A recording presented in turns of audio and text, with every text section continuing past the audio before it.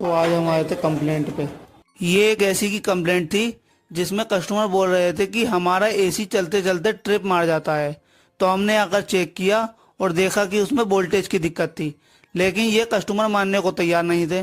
Customer बोल रहे थे कि मेरा स्टेबलाइजर तो नया है। तो हमने बोला कि ये स्टेबलाइजर ख़राब है, इसको ठीक करा लीजिए।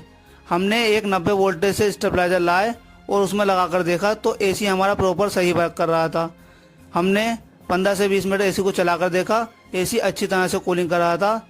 तो कस्टमर बोल रहे चलो अब हम नया स्टेबलाइजर ही लगा लेंगे।